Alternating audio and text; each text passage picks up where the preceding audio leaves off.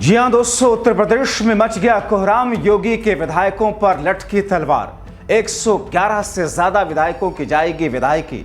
Supreme court ले रहा अब सख्त एक्शन। 2027 विधानसभा के चुनाव से पहले ही योगी सरकार आई खतरे में। बहुत स्वागत है आप सभी का। आप देख रहे हैं द राजनीति का विशेष सेगमेंट खबर और विश्लेषण। मैं हूं जब्बार खान। दोस्तों, अचानक उत्तर प्रदेश की राजनीति में ऐसी उथल पुथल कैसे मच गई जिसमें यह कहा जा रहा है कि योगी सरकार खतरे में आ चुकी है। आखिर कैसे 111 से ज्यादा उत्तर प्रदेश में बीजेपी के विधायकों की विधायकी खतरे में आ गई? क्या सुप्रीम कोर्ट बीजेपी के 111 विधायकों से ज्यादा विधायकों की विधायकी को खतरे में डाल करके उनकी विधायकी और सदस्यता रद्द करने जा रहा है? ठीक वैसे ही जैसे उत्तर प्रदेश में एनडीए के ही एक सहयोगी पार्टी सुहेलदेव भारतीय समाज पार्टी के विधायक अब्बास अंसारी की विधायकी चली गई 24 घंटे पहले। आखिर सुप्रीम कोर्ट इन पूरे मामले को लेकर के किस एक्शन की तैयारी में है? तो फिर होगा क्या? क्या अगले चुनाव के होने से पहले ही योगी सरकार गिर जाएगी? ऐसी स्थिति में उत्तर प्रदेश से लेकर के देश की राजधानी दिल्ली तक किस किस्म की हलचल है, विस्तार से आपको बताने जा रहे हैं। दोस्तों, अपील यही कि अंत तक इस खबर को जरूर देखें क्योंकि खबर महत्वपूर्ण है, संवेदनशील है, अहम है। योगी आदित्यनाथ उत्तर प्रदेश की सरकार और सुप्रीम कोर्ट से जुड़ी है।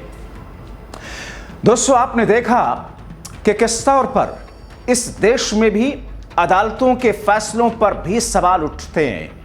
जाहिर तौर पर मैं एक बात आपको यहां पर क्लियर कर दूं कि दोस्तों, जो राजनीतिक मामले होते हैं या फिर जिनका राजनीति से किसी भी तरीका का कोई संबंध होता है, उस मामलों में अदालतों के फैसलों में बहुत कुछ सरकारों पर डिपेंड करता है। बहुत कुछ। आपको लगेगा कि साहब फैसले तो अदालतें देती हैं, सरकार का उसमें कैसे दखल हो सकता है? तो आप समझिए, सरकार तथ्यों, तर्कों और फैक्ट्स की बुनियाद पर फैसले देती है। जो तर्क, जो तथ्य एजेंसियां लेकर के आती हैं। यानी कि अगर सरकार को आपको किसी मामले में बचाना हो और आपके खिलाफ जो इन्वेस्टिगेशन हो रहा है, जो एजेंसी, किसी भी तरह की एजेंसी, ईडी है, सीबीआई है, पुलिस है, कोई भी एजेंसी है, सीबीसीडी है, जांच कर रही है, अगर उस जांच को सही ढंग से नहीं किया, उसमें मामले को तोड़ मड़ोड़ करके इस हिसाब से अदालत में पेश कर दिया कि साहब वो आपके ऊपर आरोप साबित ही न हो पाए, तो फिर अदालत, आप दोषी हैं बावजूद इसके, अदालत आपके खिलाफ फैसला नहीं देगी। क्योंकि अदालत सबूत देखती है, तर्क देती है, इन्वेस्टिगेशन में देखती है।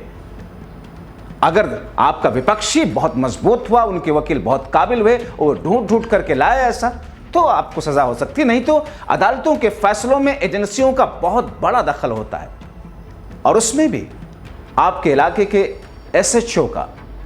क्योंकि पहले एफआईआर अगर कहीं लिखी जाती है, पहला मुकदमा तो वो थाने में होता, उस वक्त जो धाराएं लगा दी गई, वो धाराएं हटेंगी भी, एफआईआर हटेगी भी, तो अदालत की मर्जी से। अब आप इस मामले को समझिए कि दरअसल कई सारे ऐसे मामले रहे। मैंने अपने इस करियर के दौरान कई सारे कोर्ट कवरेज के बीच में कई सारे मामले ऐसे में देखे जिसमें यह पता है कि ये पार्टी, ये शख्स अपराधी है, लेकिन उसके खिलाफ अदालत में सबूत इकट्ठा हो ही नहीं पाए, या फिर एजेंसियां मिल गई, पुलिस बिक गई। और इस तरीके से अदालत ज्यादा से ज्यादा क्या करती है? ज्यादा से ज्यादा पुलिस को फटकार लगा देगी, एजेंसी को फटकार लगा के देगी। क्या आप निसाब ने जो आरोप आपने लगाए थे वो साबित ही नहीं कर सके? इससे ज्यादा कुछ नहीं होता है। तो दोस्तों, जिस तरीके से एक दिन पहले उत्तर प्रदेश में एनडीए के एक सहयोगी दल सुहेलदेव भारतीय समाज की पार्टी के एक विधायक, जो कि 2022 में विधानसभा चुनाव को जीते थे, उस वक्त ओम प्रकाश राजभर सपा के साथ थे और सपा के कैंडिडेट को ओम प्रकाश राजभर की पार्टी से लड़ाया गया था। वो विधायक है, टेक्निकली वो ओम प्रकाश राजभर के विधायक हुए हैं। वो एनडीए में ओम प्रकाश राजभर, उनकी सदस्यता गई है। हेट स्पीच के मामले में बहुत सारे लोगों की नहीं गई, बीजेपी के लोगों की नहीं जाती है, क्योंकि उसमें जांच, मुकदमा कहाँ होगा?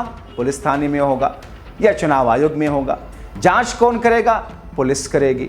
एजेंसी कौन है, किसकी है? सरकार की है।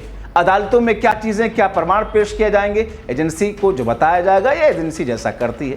तो ऐसे में बहुत सारी चीजें रुक जाती हैं। आप देख लीजिए उठा करके मामलों में ईडी की पूरी कार्रवाइयों को देख लीजिए। 99% ईडी की कार्रवाइयां विरोधी और विपक्षियों के खिलाफ में है, जबकि एक एक से मठाधीश आपराधिक मामलों से लेकर के भ्रष्टाचार के मामलों में सरकार के साथ में बने हुए हैं, लगे हुए हैं।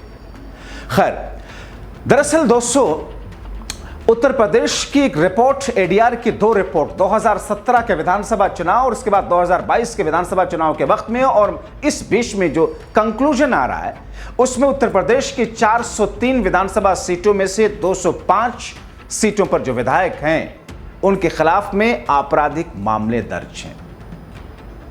वैसे तो हर राज्य के अंदर, विधानसभा के अंदर जो नेता, आप अपने नेता के बारे में जानते होंगे, हालांकि बहुत सारे मामले इसमें राजनीतिक होते हैं। यहां मैं राजनीतिक मामलों की बात नहीं कर रहा हूं कि सब राजनीतिक तौर पर उन्होंने कुछ बोल दिया, किसी के लिए मानहानि के शब्द बोल दिए या धरना प्रदर्शन किया, कुछ और के किया, उनके खिलाफ एफआईआर होगी, मैं उनकी बात नहीं कर रहा हूं। 403 में से 205 पर आपराधिक मामले दर्ज हैं, और उसमें भी उन आपराधिक मामलों में बहुत सारे ऐसे हैं जिसमें गंभीर आपराधिक मामले दर्ज, जिसमें हत्या, हत्या के प्रयास, डकैती, रॉबरी, किडनैपिंग, बलात्कार जैसे मामले।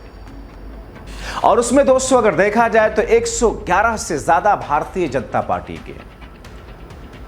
दोस्तों, बीते दिनों कुछ महीने पहले, 2 महीने पहले अभी सुप्रीम कोर्ट में एक केस आया, और बीजेपी के एक नेता हैं और अधिवक्ता हैं सुप्रीम कोर्ट के, अश्वनी उपाध्याय, उन्होंने एक केस डाला। और उसमें ये बात, जब सुप्रीम कोर्ट के जस्टिस उस बात को, उस केस की हेयरिंग कर रहे थे, तो सवाल उठा कि अगर कोई सरकारी कर्मचारी इसके ऊपर किसी किस्म का देश विरोधी, भ्रष्टाचार या कोई अगर ऐसा आरोप लगता है, वो आरोप सिद्ध हो जाता है, यानी कि अपराधी मान लिया जाता है, तो फिर उसको आजीवन नौकरी से बर्खास्त कर दिया जाता है। तो फिर हमारे देश का संविधान में अमेंडमेंट करने वाले, हमारे देश के लिए कानून बनाने वाले, हमारे देश के संसद में, लोकतंत्र के मंदिर में बैठने वाले, अगर वो किसी मामले में अपराधी हैं, तो फिर वो कैसे 5-6 साल के बाद में दोबारा से उसी लोकतंत्र के मंदिर में, विधानसभा और संसद में जाकर के बैठ सकते हैं? ऐसा तो नहीं होना चाहिए। जाहिर तौर पर कॉमन सेंस यही कहता है। और ऐसी स्थिति में सुप्रीम कोर्ट इस मामले को लेकर के आगे बढ़ने की दिशा में है, और ऐसा माना जा रहा है कि सुप्रीम कोर्ट अगली हेयरिंग में ऐसे किसी अपने फैसले की जानिब बढ़ेगा कि जिनके ऊपर आपराधिक मामले दर्ज हैं, गंभीर मामले दर्ज हैं, तो फिर उनके खिलाफ भी कुछ ऐसा एक्शन होगा, क्योंकि बहुत दिनों से, काफी दशकों से बात चली आ रही है कि इलेक्टोरल रिफॉर्म होना चाहिए, और खास तौर पर चुनाव आयोग से लेकर के या फिर सुप्रीम कोर्ट से लेकर के इन चीजों पर एक अलग तरीके की उम्मीद जताई जा रही है। अब दोस्तों, इस बीच में 2-3 आंकड़े बहुत महत्वपूर्ण हैं। एडीआर की रिपोर्ट है जो कि 2022 से पहले की, 2022 के बाद की। 403 में से 205 पर आपराधिक मामले हैं, 111 पर भारतीय जनता पार्टी के सबसे ज्यादा हैं, और उसमें भी जो संगीन अपराध हैं उसमें 83 से ज्यादा हैं। दोस्तों, सपा के भी कुछ हैं, 12 से 14 हैं, 10 से 12 हैं। आरएलडी के भी इसमें, कांग्रेस के भी इसमें 1-2 हैं और 2-3 अलग हैं। क्योंकि दोस्तों, भारतीय जनता पार्टी उत्तर प्रदेश में सबसे बड़ी पार्टी है, सबसे ज्यादा विधायक जीते हैं उसके।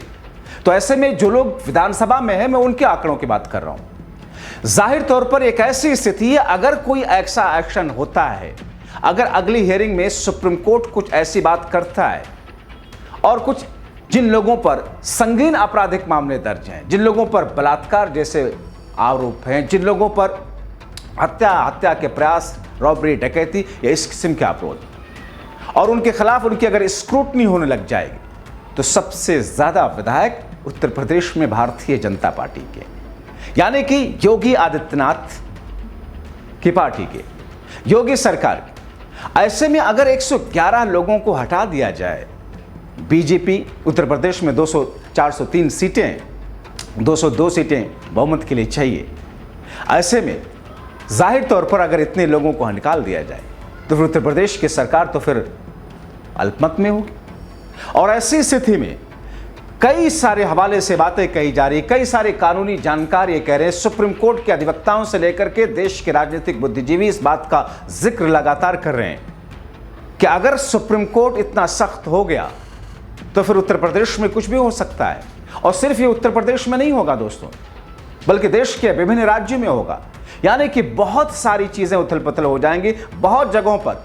आप देखिए, बिहार में चुनाव होने जा रहा है, इसी साल चुनाव है बिहार में 243 कुल सीटें हैं, 243 का मतलब यह है कि 122 चाहिए वहां पर सरकार बनाने के लिए। इंडिया गठबंधन को मिली थी 112 सीटें, यानी कि 112 सीटें इंडिया गठबंधन के होते हुए महज 10 से 12 सीटें पीछे रह गई थी, वरना सरकार में होती। तो जहां पर अगर इस किस्म से 10-12 का फर्क है, 15-20-25 का फर्क है, और ऐसे में अगर सत्ता पक्ष के साथ में ज्यादा ऐसे लोग जुड़े, उनके खिलाफ कार्रवाई हुई, सरकारें गिरेंगी, धड़ाधड़ गिरेंगी। मैंने इस मुद्दे को संवेदनशीलता के साथ में कई सारे कानूनी जानकारों से संपर्क करके समझने की कोशिश की, राजनीतिक लोगों से समझने की कोशिश की, लेकिन सबका एक तौर पर तो यह बात कहना है कि साहब ये तो किताबी बात है, आप सैद्धांतिक बात कर रहे हैं, क्या ऐसा हो गया तो फिर ऐसा होगा। सवाल ये कि ऐसा होगा कैसे, क्योंकि लोगों को भरोसा है उनकी एजेंसियों पर, पुलिस पर, सीबीआई पर, ईडी पर और दूसरे ऐसे मामलों में।